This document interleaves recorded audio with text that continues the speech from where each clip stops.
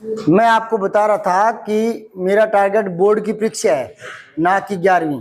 ठीक है ना। तो बोर्ड की परीक्षा में हिंदी में बात कर रहा हूं मैं, लिखाई का विशेष महत्व होता है। कॉपी में गलतियां कम से कम होंगी तो अच्छे नंबर आएंगे। आपने सुना होगा कि हिंदी में गलतियों के नंबर कट जाते हैं, है ना।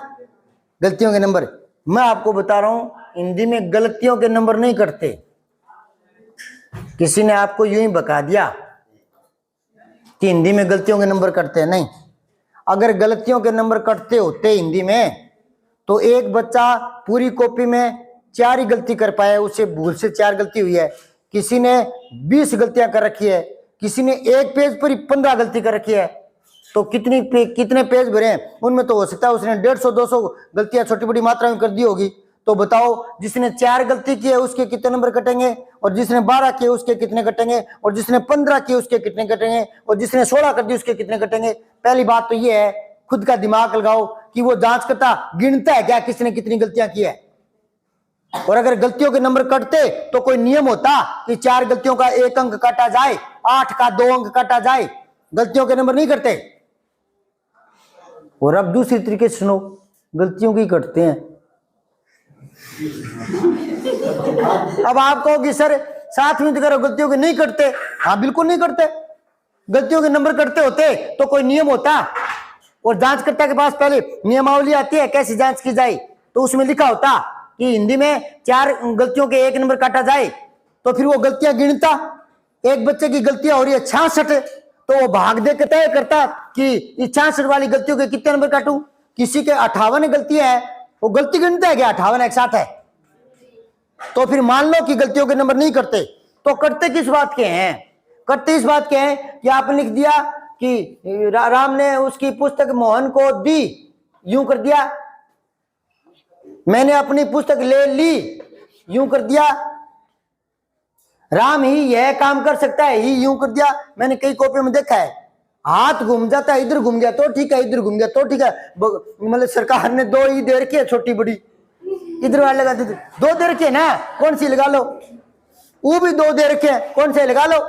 इधर हाथ घूम गया छोटा ऊ तो ठीक है, उधर घूम गया तो ठीक है, 2 दे रखे ना। यूं है नहीं कि इनका अलग महत्व, इनका अलग उच्चारण है, इनका अलग अर्थ है। अब सुनो, जो बच्चा इस तरह का लिख रहा है, मैं तो प्री बोर्ड की कॉपी जांचते समय बता देता हूं, लाल पेन से नीचे लिख देता हूं कि हमेशा याद रखो, अकेले में ही, भी, ली, दी ये कभी भी छोटे नहीं आते। और इस तरह की आप बेहुदी गलतियां करते हो तो आपको ब्रिलियंट बच्चा मानता है क्या, वो मेरिट वाला बच्चा मानता है क्या, 90 क्रॉस वाला बच्चा मानता है क्या। नहीं मानेगा तो नंबर कहां से देगा, बताना। आपको ऐसी गलतियों से, अब एक आपके देखो, अगर आपके निबंध चल रहा है उसके बीच में किसी शब्द की छोटी बड़ी मात्रा की गलती हो गई तो वो नजरअंदाज हो जाती है ना। लेकिन मूर्खता वाली कमियां कौन सी होती है, बार बार आप इस तरह की गलतियां कर रहे हो, एक बात। दूसरा, आप लिखते हो कि यह पद्यांश या गद्यांश हमारी पाठ्य पुस्तक के बूढ़िका की कहानी से उद्धृत है, तो आप लिखते हो उद्धृत है। अरे यहां रेड पड़ गई। उद्धृत ऐसे होता है, ये समझिए क्या। अब जता हुआ है यह गद्यांश हमारी पाठ्य पुस्तक के इस पाठ से उद्धृत है, अब उद्धृत लिख दिया ऐसे, तो ये बेवकूफी होगी ना। यहां से पता लग गया कि ये लड़का जंडू है, एक बार जांच करता हुआ पता लगा जंडू है, फिर वो नंबर नहीं देता। तो कुल मिलाकर कटता 3 की वजह से है, पर गलतियों के नहीं करते। गलतियों से आप अपने आप को जंडू सिद्ध कर देते हो, और वो जंडू लड़कों को नंबर नहीं देता। समझ आ रही बात है, वो इंटेलिजेंट बच्चे को नंबर देता है। और आपने यहां दिखा दिया कि मैं इंटेलिजेंट नहीं हूं, तो नहीं है तो नंबर कहां से मिलेंगे। तो गलती क्यों करते हो, आपको पता है कि मेरे से उद्धृत नहीं लिखा जा रहा, तो आप यूं लिखो ना कि यह गद्यांश हमारी पाठ्य पुस्तक के बुढ़ी काकी से लिया गया है। उद्धृत मत लिखो, लिया गया लिख दो।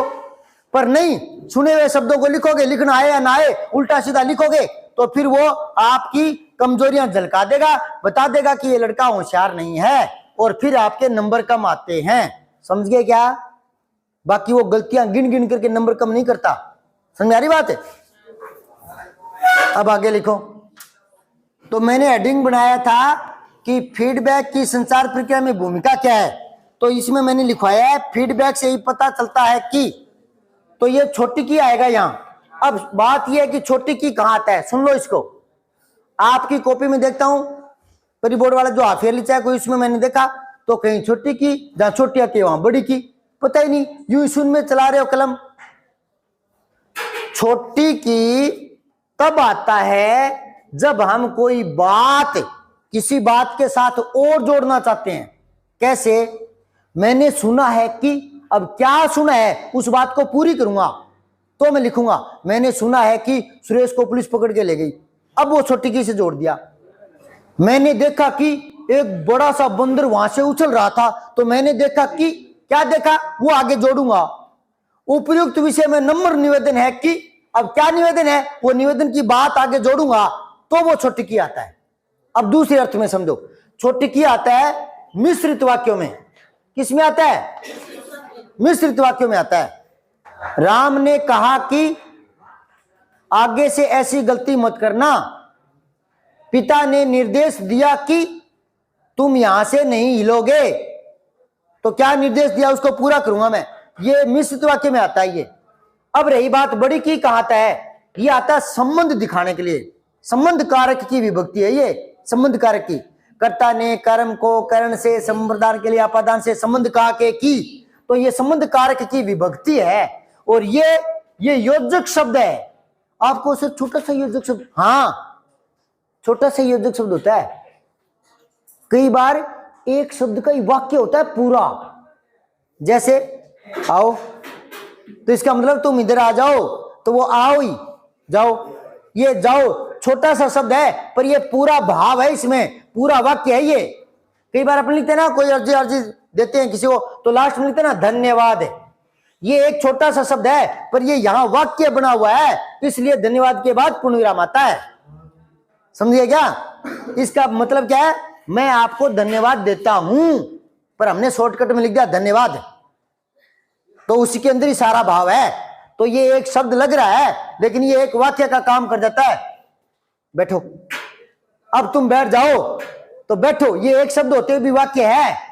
तो ये छोटा सा अक्षर लग रहा है आपको, लेकिन ये योजक शब्द है। ये दो उपवाक्यों को जोड़ता है, ये समझिए क्या? और ये कहां आएगा? संबंध दिखाने के लिए दो चीजों में, दो संज्ञाओं में। जैसे राम की गाय, मोहन की बहन, सुरेश की पुस्तक। समझ में आ रही क्या? पर आप यूं लिखते हो सुरेश, यूं लिखते हो आप सुरेश की पुस्तक। अब यहां रेड पड़ गई एक शब्द में ही। आपको सर एक शब्द के नंबर कम आ जाते हैं क्या? अरे शब्द के नहीं आते, इससे तूने बता दिया कि तू जंडू लड़का है। समझ में आ रही है क्या? गलतियों पर कंट्रोल करना है बोर्ड परीक्षा में, समझ गए? और अभी से प्रयास करोगे तो गलतियां दूर होंगी।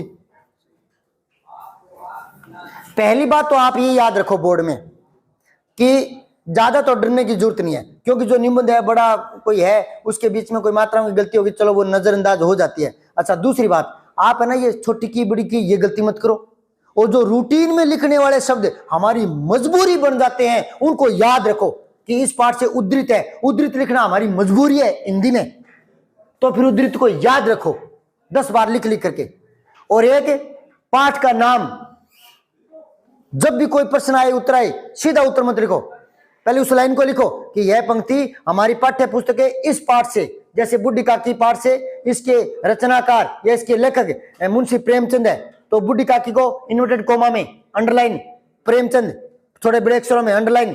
तो अगला देखते ही पता लग जाता है कि बच्चे के पेपर में आई हुई पंक्ति पहचान में आ गई कि इस पाठ से है, तो बच्चा पढ़ने वाला है, तो अब वो संतुष्टि के साथ नंबर देगा।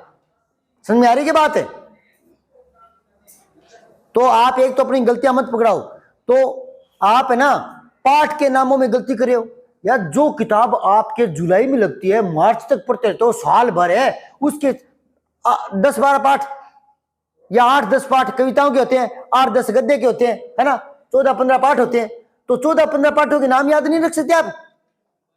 बूढ़ी काकी में बू छोटा कर रखा है, डी छोटी कर रखी है। तो यार पाठों के नाम गलत लिख रहे हो तो साल भर झकमारी क्या क्लास में। किताब खोलते ही नाम दिखते हैं पाठ का। तो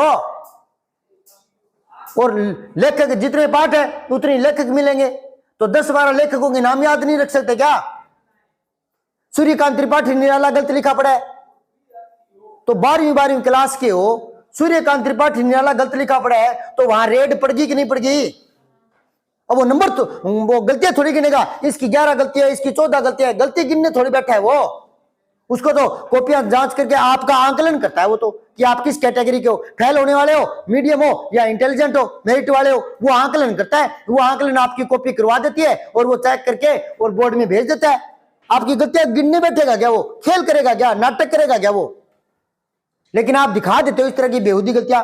एक तो पाठ का नाम गलत नहीं होना चाहिए किसी भी सूरत में, एक लेखक का, कवि का नाम गलत नहीं होना चाहिए किसी भी सूरत में, एक ये उद्धृत आदित इस तरह के, समझ गए क्या। आपका आज्ञाकारी शिष्य, अब आज्ञाकारी नहीं लिखना आ रहा, मात्रा छोटी बड़ी कर रखी है, तो इस तरह की गलतियां करोगे तो गड़बड़ हो गई ना। फिर ये गलतियां मत करो, नंबर अच्छे आएंगे। समझ में आई बात है। चलो आगे लिखो।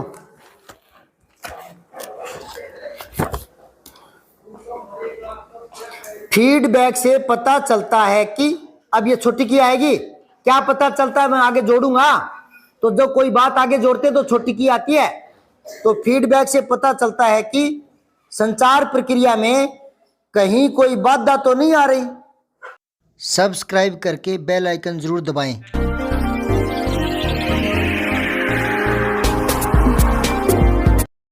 जय हिंद, विजय हिंदी।